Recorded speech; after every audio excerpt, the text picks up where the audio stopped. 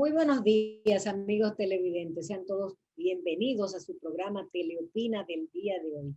Me siento muy complacida de contar con la presencia de Gabriel del Río Doñé, quien es presidente de la Confederación Autónoma Sindical Clasista CAS, a quien vamos a entrevistar sobre temas interesantes sobre la situación de los trabajadores dominicanos. Quiero llevar un mensaje especial de felicitación a todas las madres dominicanas que están celebrando hoy su día. Para ellas nuestro amor y nuestro reconocimiento. Y como siempre les envío el amor del Jardín Ilusiones, su mejor opción para sus eventos familiares y empresariales. Vamos a comerciales, retornamos con todos ustedes.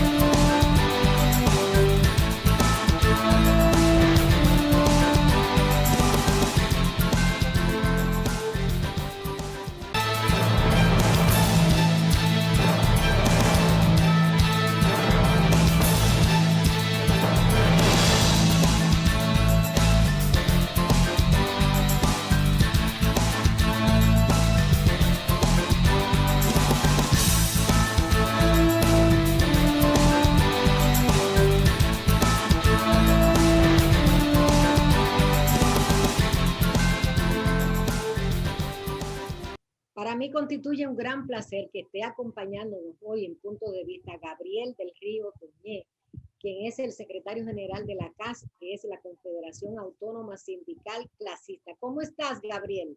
Muy bien, Gia, muchas gracias. Aquí, gracias a Dios, todo bien, por mi casa, todo bien. Así que agradecemos la invitación a este interesante programa que usted mantiene con tanto entusiasmo y tanto calor. Y aprovechar también, como usted dice, hoy, Día de las Madres, para saludar a todas las mamás. En el mundo no existe un ser tan importante como la madre, tan grande, que hay que rendirle siempre homenaje. Yo soy de los que digo que todos los días son Día de las Madres, todos los días, pero hoy estamos resaltando especialmente este día importante de la mamá. Así que bendiciones para todas las madres y que se mantengan con el entusiasmo siempre y el calor de ser madre, que eso es lo más grande que puede existir después de Dios. Hermoso mensaje, yo me ascribo también a él. Gabriel, quiero comenzar esta conversación en nuestro programa con el tema de la semana. Tenemos un gran rebrote del COVID en algunos puntos del país, especialmente en el Gran Santo Domingo. Un rebrote de COVID realmente podría llevarnos a un problema de si se sigue la reactivación económica y por ende si siguen las facilidades para que los trabajadores trabajen. ¿Tú cómo lo estás viendo en este momento? Bueno, eso es de gran preocupación. Es una gran preocupación, sobre todo en la juventud, que no logra entender que tiene que vacunarse. Y ya yo hace tiempo que me puse mis 2 vacunas, en mi casa todos nos vacunamos. Entonces han inventado una serie de cosas, que si de imán, que si hay unas falsas propagandas en contra de la vacuna. Y eso es una gran preocupación, porque lo que estamos teniendo ahora son jóvenes que no logran entender, que no quieren entender la importancia que tiene, no solamente para ellos, sino para los demás. Porque no es solamente pensar en mi bienestar personal, sino pensar también que yo puedo infectar a otras personas y nos está creando un problema en nuestro país, un problema grave, porque el país necesita seguir avanzando en todo este proceso que hemos iniciado, que nuestro presidente especialmente ha dado muestra de interés de que la economía se dinamice, pero si tenemos este rebrote en esa forma y nuestros jóvenes, especialmente nuestros jóvenes, no logran entender que hay que vacunarse, pero no piensen ustedes, piensen en los demás, piensen en la familia, piensen en todos los hijos y los vecinos y los amigos, porque si usted no quiere, porque usted no lo desea, esa es su voluntad, pero hay que pensar en lo demás. Entonces, estamos muy preocupados con esta situación de este rebrote, porque esto va a paralizar, puede paralizar la economía, que comienza a dinamizarse, puede paralizar una situación de nuevo compleja para nuestros trabajadores, porque inmediatamente que esto se siga extendiendo, llegará un momento que muchas empresas van a tener que cerrar. Ya vimos lo que está pasando en la Cámara de Diputados. Y esto es grave, esto es una situación grave de irresponsabilidad fundamentalmente, porque aquí es que está el problema, hay irresponsabilidad. El gobierno está haciendo todo lo posible. Hay unos centros, por ejemplo, en mi organización, en la Confederación Autónoma Sindical Casitas CAS, estamos vacunando y van todos los días más de 200 personas a vacunarse, todos los días, pero los jóvenes, en sentido general, tienen muchas preocupaciones, no quieren vacunarse y esta es una situación que puede entrar la economía hacia atrás, puede cerrar muchas empresas y volver de nuevo a lo que iniciamos con el cierre y el problema de trabajo. Es una gran preocupación. Así es. En este momento, ¿cómo está la situación de los trabajadores dominicanos? Bueno, la situación sigue muy compleja, muy difícil. Y sobre todo ahora hay un nuevo caso que se da, que es el caso de los médicos. Esa situación de los médicos de llamar a que no den servicio en las distintas ARS, esa es la preocupación.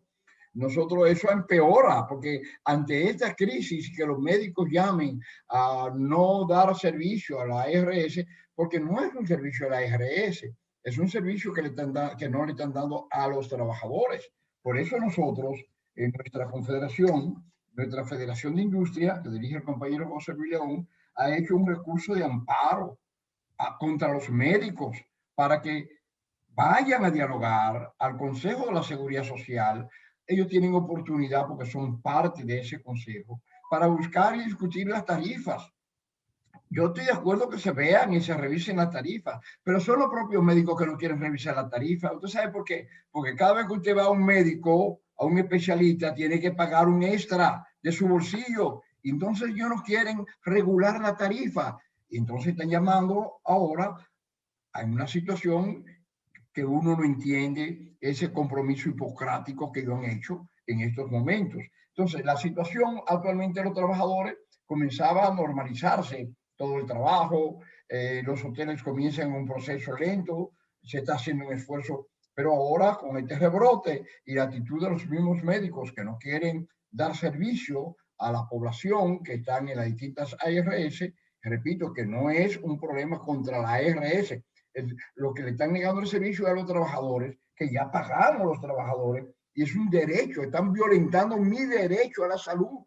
Y entonces, en ese sentido, esto va a complicar más la situación, el problema que tenemos de los rebrotes, el problema con los médicos que no quieren dar paso a las tensiones en una posición de huelga, de protesta, en vez de ir a negociar al Consejo de la Seguridad Social, repito, y en ese sentido estamos muy preocupados por lo que está sucediendo, por la no atención médica en las distintas ARS de la salud, que es al trabajador, que es a la familia, a su núcleo familiar, que le están negando los servicios en estos momentos. Estamos muy preocupados porque indudablemente volver a lo que fue el principio de la pandemia, eso va a crear nuevo desempleo, va a crear suspensiones en cantidades y va a tener entonces el gobierno que volver a retomar un programa de fase para dar ayuda al trabajador para poder mantener mínimamente la alimentación.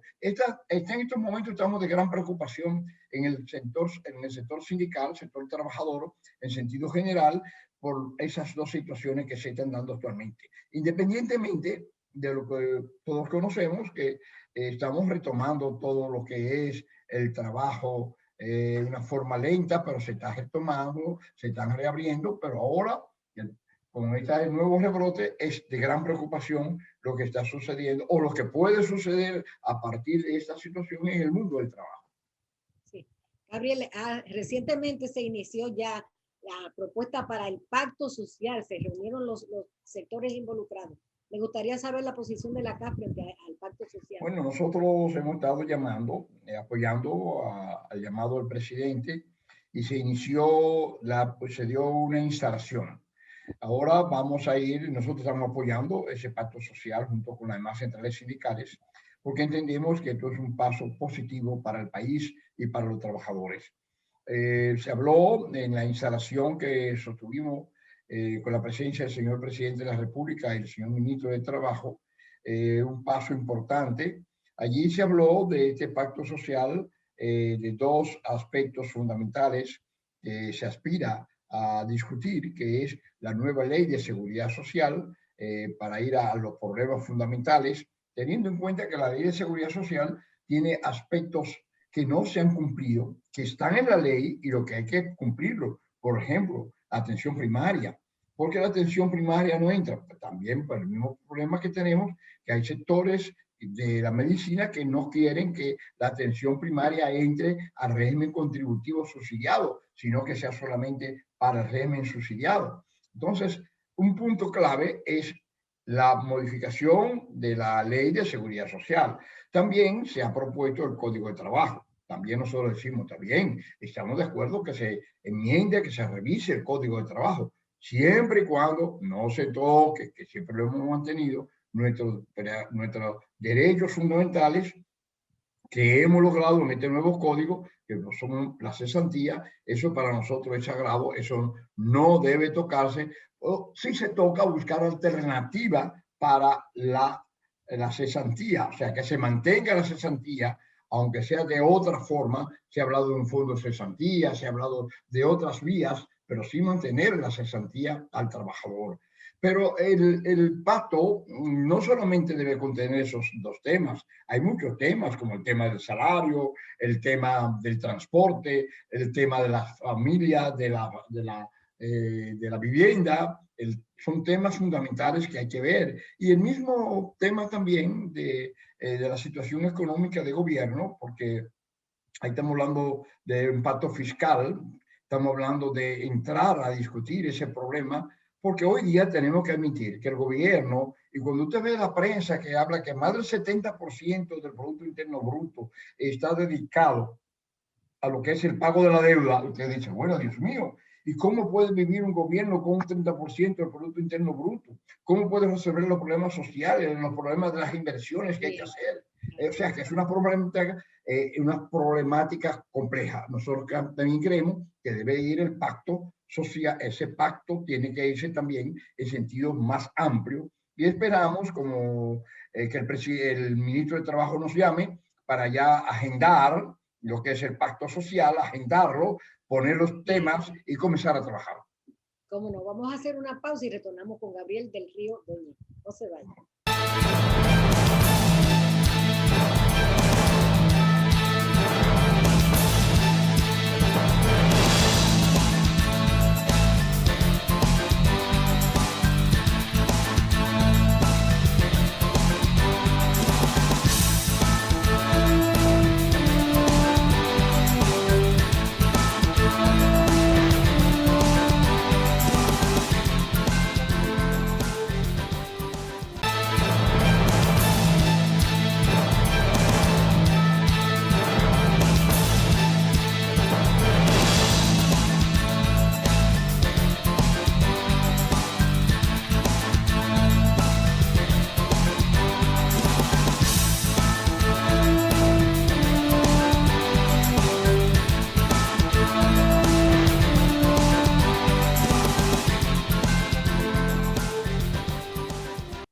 Estamos conversando en el día de hoy con Gabriel del Río Doñé, presidente de la Confederación Autónoma Sindical Clasista CAS.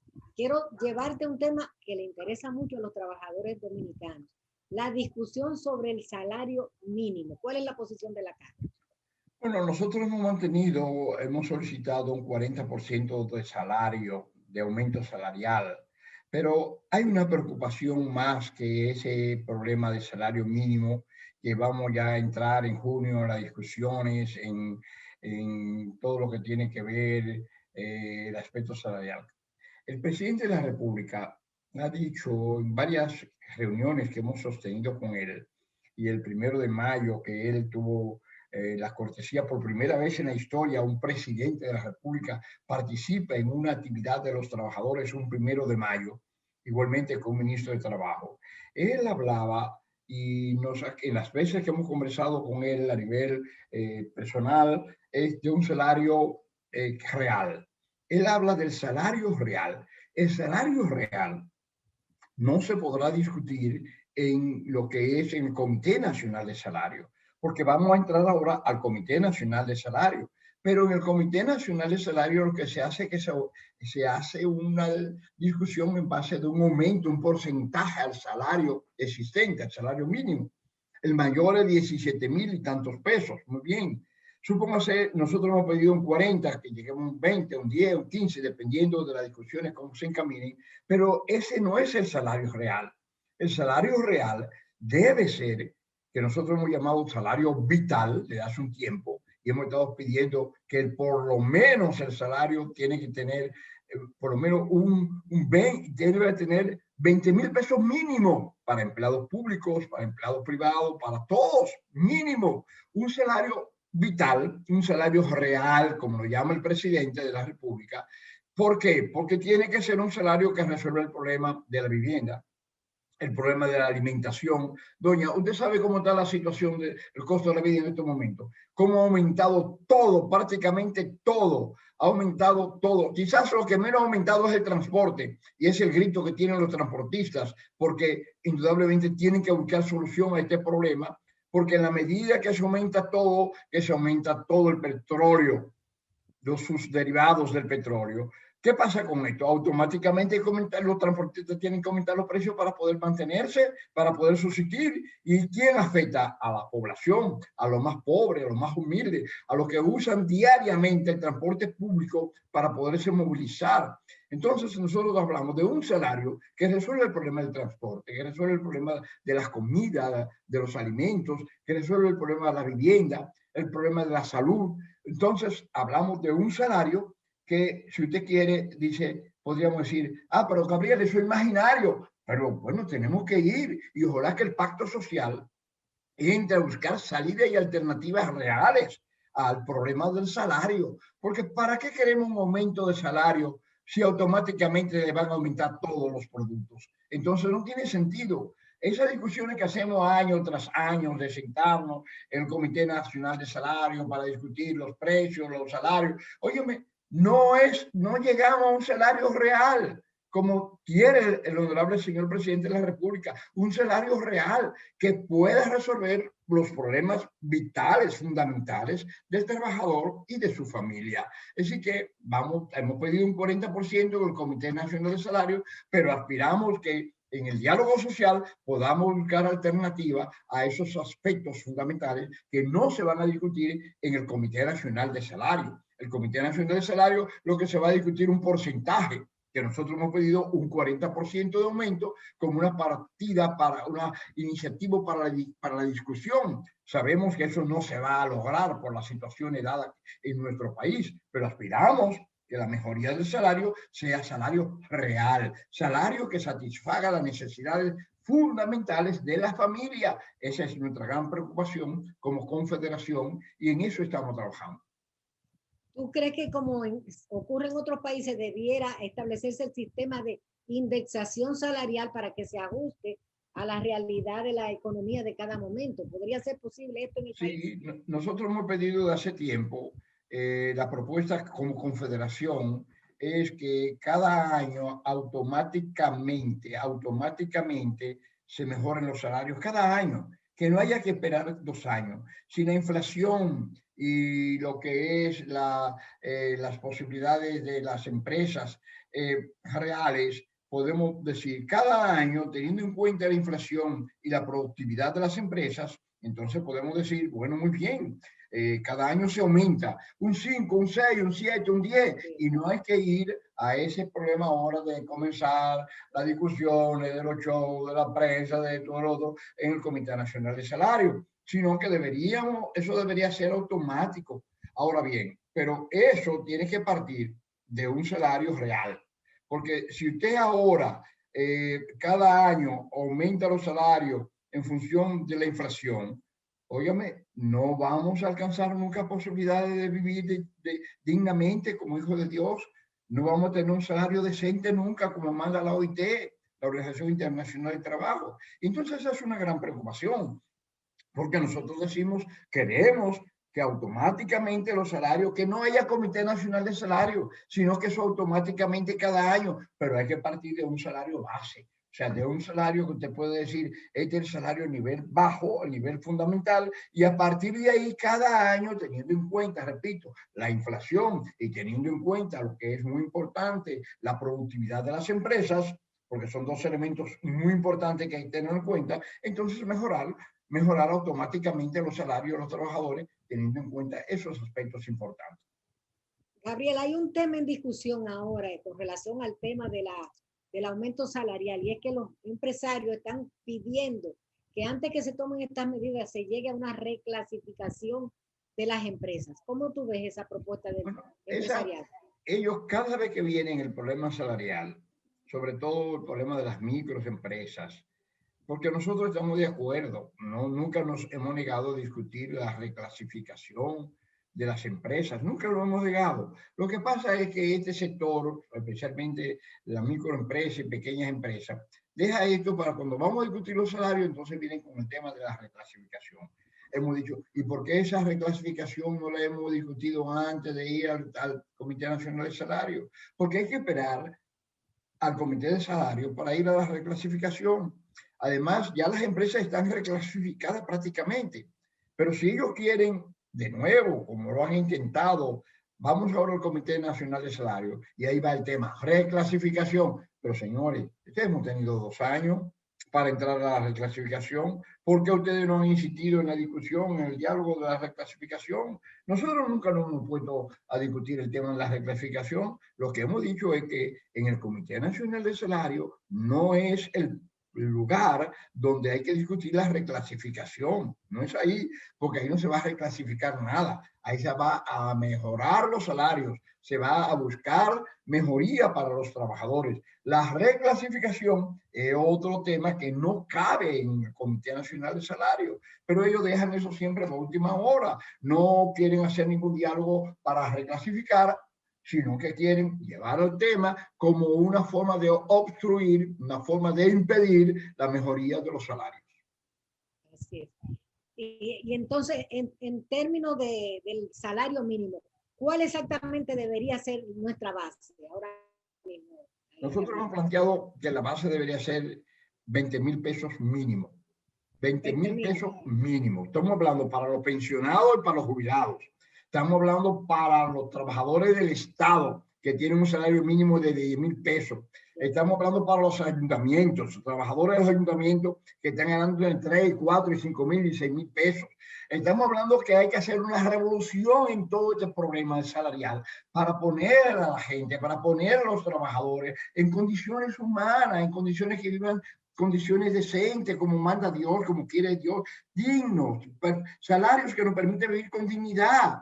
Y nosotros decimos, vamos a partir de un salario de 20,000 pesos que policías, a los militares, a todos en sentido general, un salario que les permita vivir, porque los salarios de la policía, se mejoraron los salarios ahora, pero ¿qué se mejoró? 3,000, 4,000 pesos. Mire, hablando con honestidad, con responsabilidad, tenemos que pensar cómo vive nuestra gente, cómo la pobreza está pegando duro a una inmensidad de trabajadores. Y no hablemos que tenemos más del 50% de los trabajadores en economía informal, en situaciones realmente difíciles. Señora, hay una situación compleja en nuestro país y el presidente de la República ha dicho y quiere y está haciendo esfuerzo, pero hay que partir de una realidad. Con lo que recibe el Estado no se podrá hacer grandes cosas. Y con la situación económica, como se percibe este capitalismo que solamente quiere beneficiar a unos pequeños, a unos grupos especificados con mucha claridad, no vamos a avanzar como país. El país tiene que avanzar con toda esa masa trabajadora, con todo esto que hacemos el esfuerzo diario para hacer la grandeza del país, para desarrollar nuestro país, somos los trabajadores y somos los que ameritamos realmente condiciones de vida humana y digna como clase trabajadora. Bien, pues queremos agradecer a Gabriel del Río Doñé, presidente de la Confederación Autónoma Sindical Clasista CAS, por esta interesante entrevista aquí en Punto de Vista. Desearte mucho éxito en tus funciones, Gabriel. Bien, Gracias muchas por estar gracias. conmigo. Y que las madres que lo pasen muy bien en este día especialmente. Muchas Así bendiciones. es. Vamos a comerciales, retornamos con todos ustedes.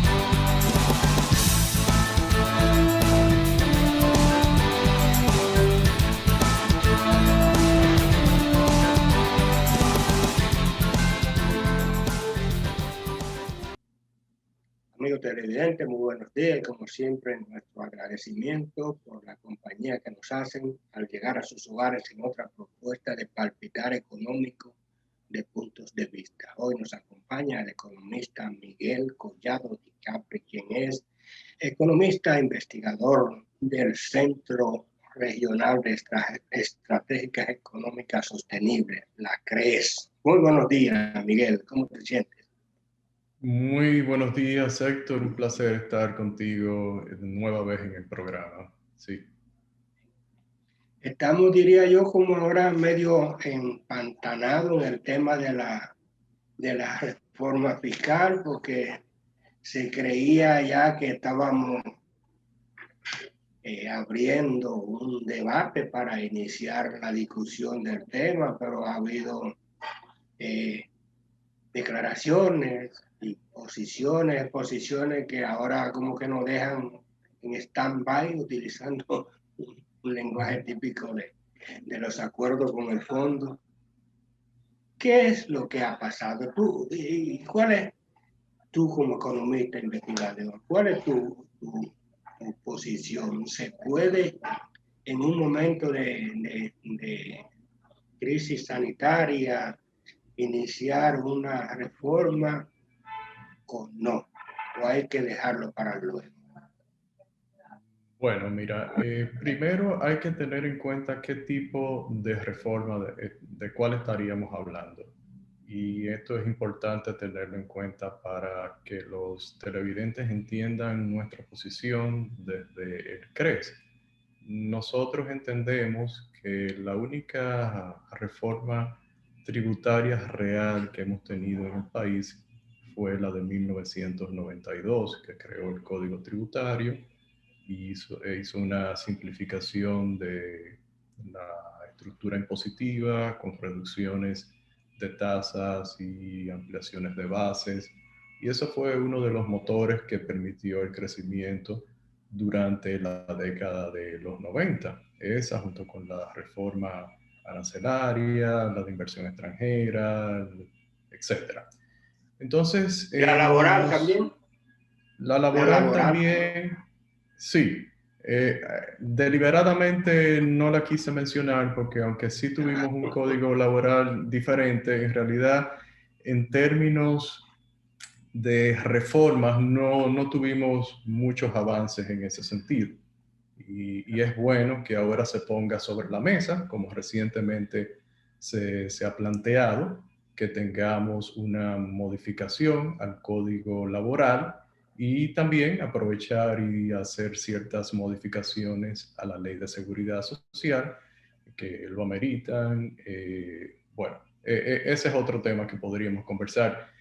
¿Qué yo quiero decir con todo esto? Que si estamos hablando de una reforma del tipo que mencioné, comparándola con la de 1992 y no un aumento de tasas impositivas y creación de nuevos impuestos como hemos vivido posteriormente, pues yo te diría que en las actuales circunstancias es muy difícil llevar un tipo de modificación fiscal que esperamos que no sea el tipo del cual estén pensando las autoridades y entendemos que no.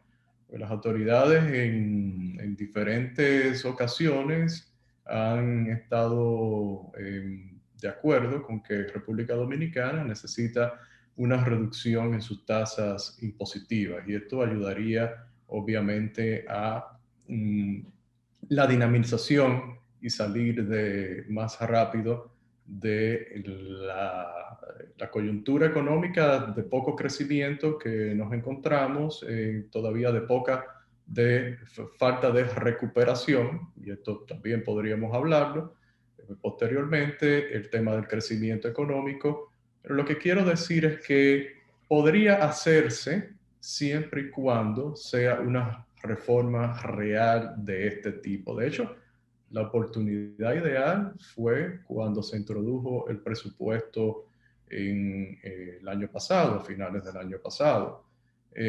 Ahora mismo la coyuntura del COVID y haber empeorado, obviamente pone a las autoridades a prestarle atención a eso más que a otros temas, pero una vez que salgamos de esto y volvamos a unos niveles de cierta normalidad en este sentido y más vacunas, más personas vacunadas, es una proporción mayor de la población, pues yo entiendo que debe retomarse el tema, pero reitero, con una reforma real, verdadera, de ese tipo, no imposición de nuevos impuestos ni aumento de tasas, porque primero va a penalizar la economía, va a seguir creando informalidad, el incentivo para la informalidad, no va a reducir los temas de evasión y elusión, lo podría hacer temporalmente, 1 o 2 años, pero volveremos a los mismos temas de luego necesitar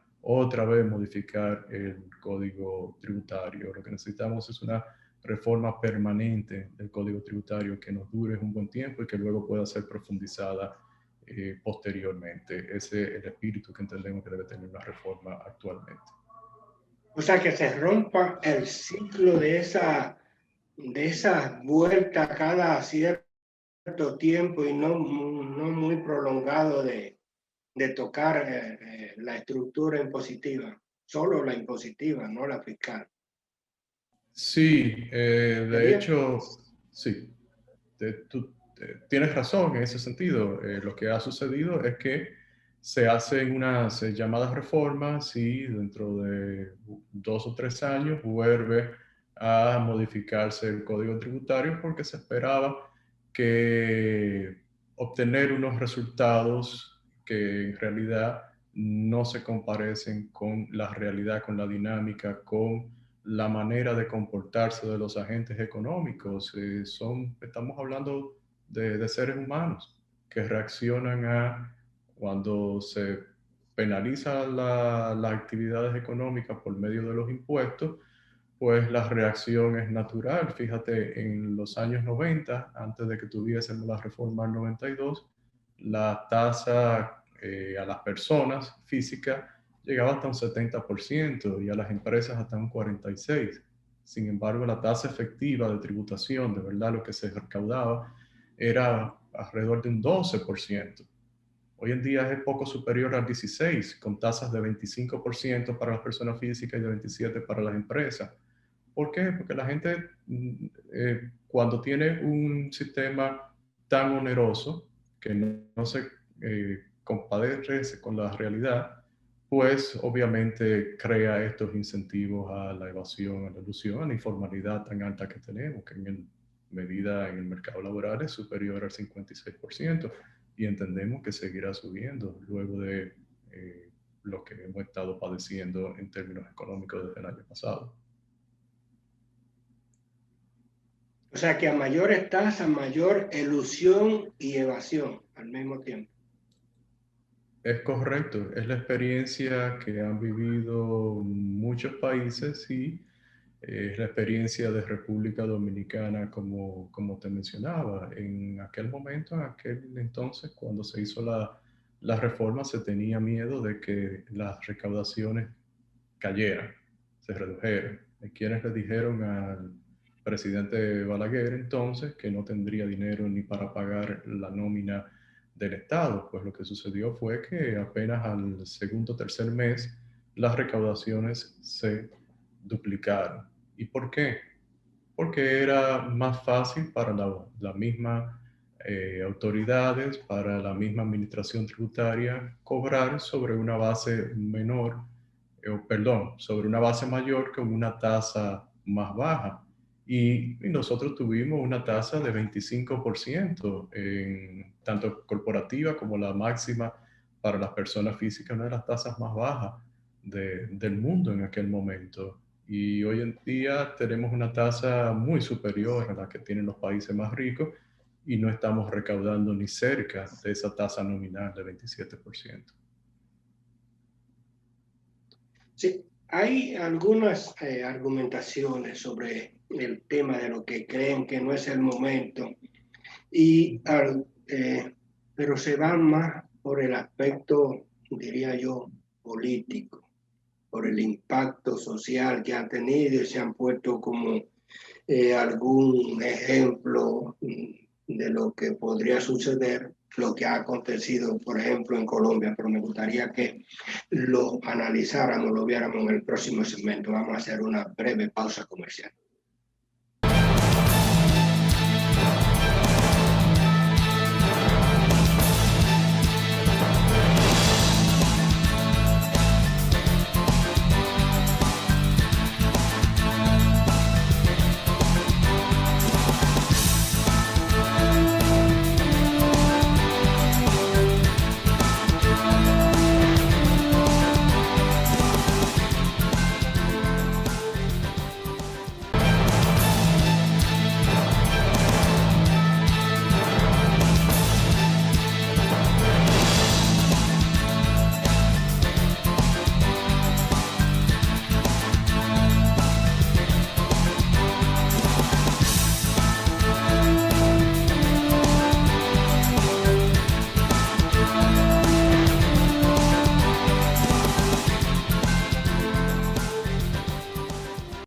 Continuamos la conversación con el economista Miguel Collado Di Capri, quien es vicepresidente ejecutivo de la CRES. Había, antes de hacer la pausa, dejado prácticamente la pregunta en el aire, o sea, sobre estas divergencias que se han presentado en el sentido de que este no es el momento de hacer una reforma, pero lo argumentan en el sentido de lo que podría pasar políticamente. Se habla y se pone como referencia lo que sucedió en Colombia, donde hubo 20 y tantos muertos y una serie de acontecimientos porque la gente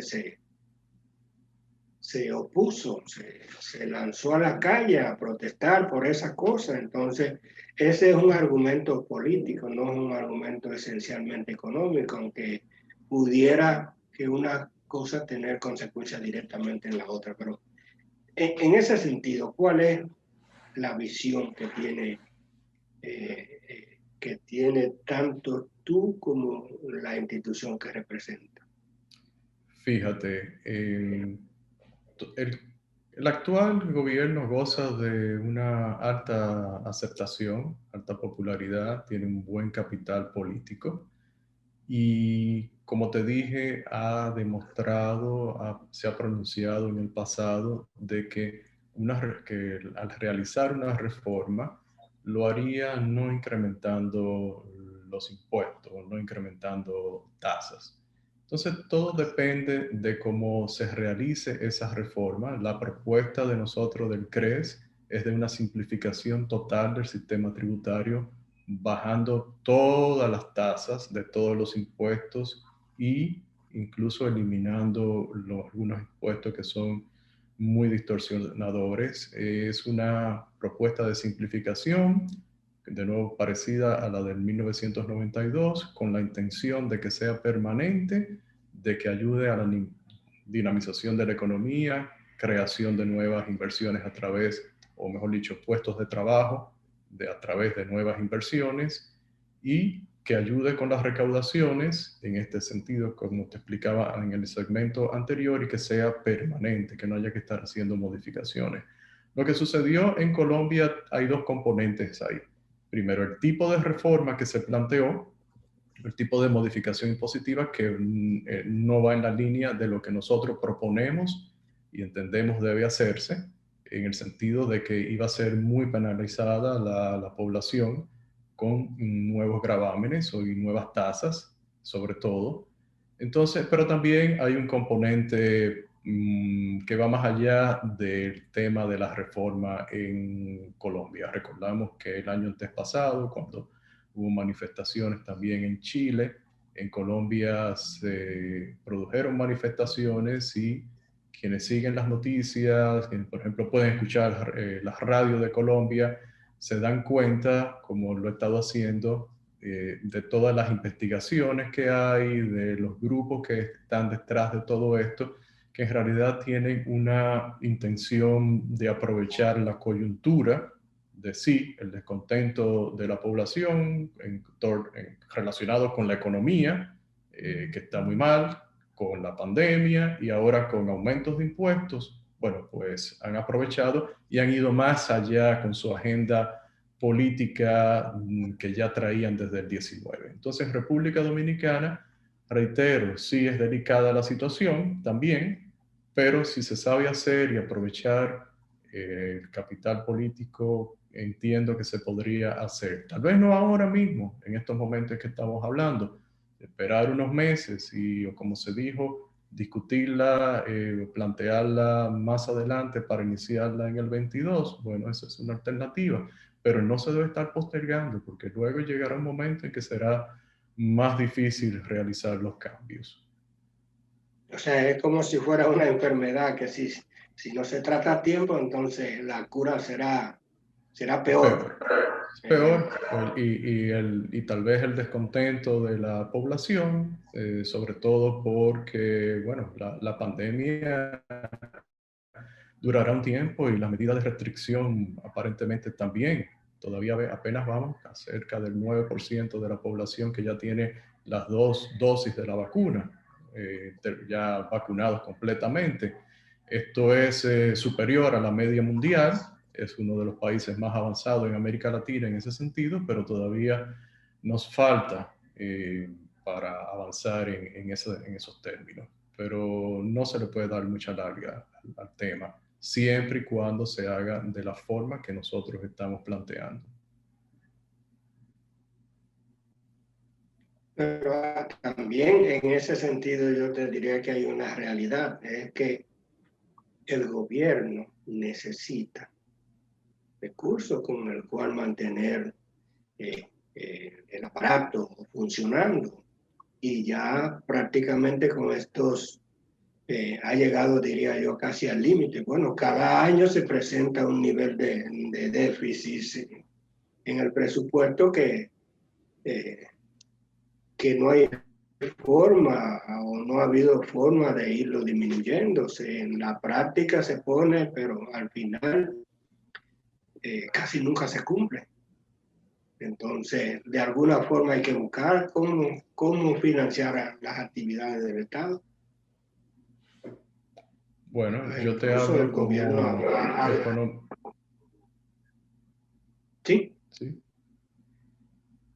Sí, bueno, yo te planteo que en realidad la única forma de lograr una reforma permanente es como la que ya he venido describiendo a lo largo del programa, no por ejemplo como se trató de hacer en el 2012, la modificación que se aplicó en el 2013, la ley 253-12, que pretendía recaudar 3 puntos porcentuales del PIB y apenas llegó a medio punto del Producto Interno Bruto y ya al segundo año ya estaba a niveles más bajos que en el 2012. Entonces, eso es lo que debemos evitar, reformas de ese tipo, con la intención de, como tú dices, recaudar más. Aquí hay una combinación, esto debe verse como algo integral, por eso desde el CRES también hemos planteado la necesidad de una ley de responsabilidad fiscal que está planteada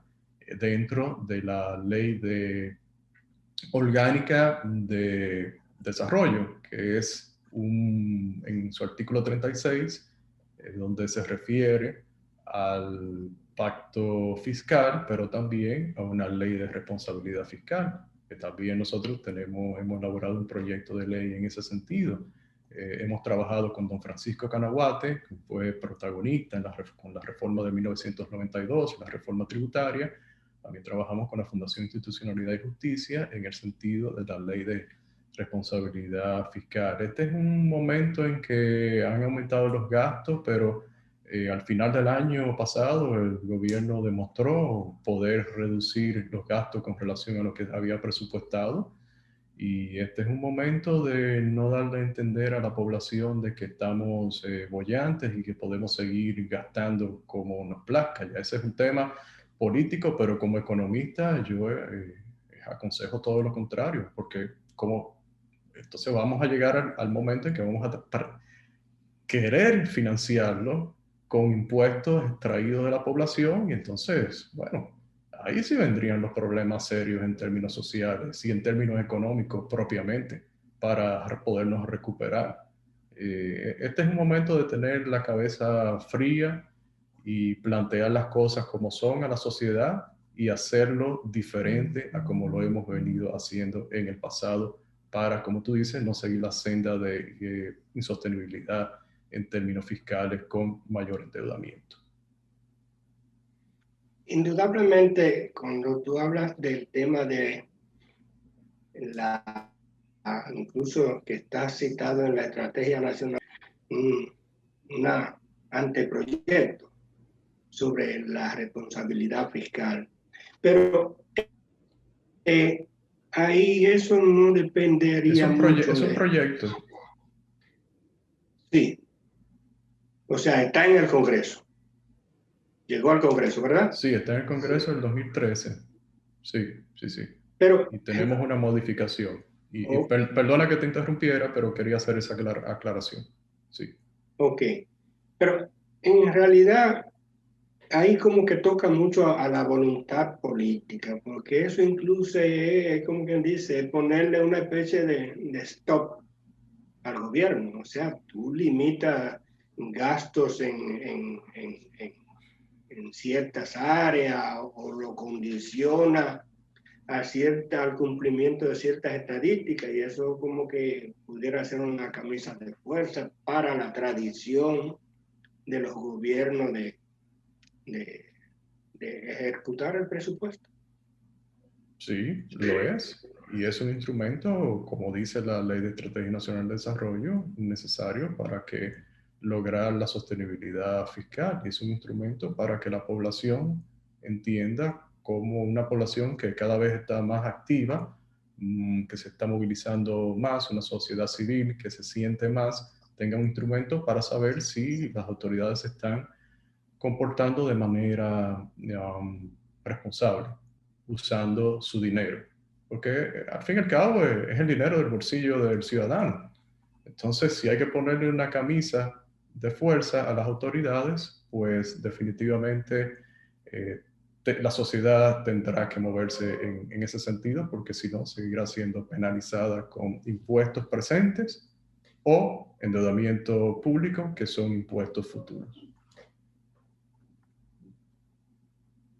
Sí, porque habrá que pagarla. Sí, hay que pagarla. Y entonces... Hay que pagarla. Y si la vía que se busca es incrementarle los impuestos a través de mayores tasas impositivas o nuevos tributos, bueno, pues en realidad en algún momento saldrá todo a flote y podría ser tarde.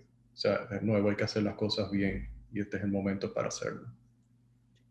Miguel, como tú adelantaste ahorita algunos temas que hay que tratar, como el de la reforma laboral y la reforma a la seguridad social, yo desde ahora te estoy dejando abierta una invitación porque lamentablemente el tiempo que teníamos para este tema ya se agotó y no da para aquella, pero me gustaría que en el futuro estemos hablando sobre esos temas.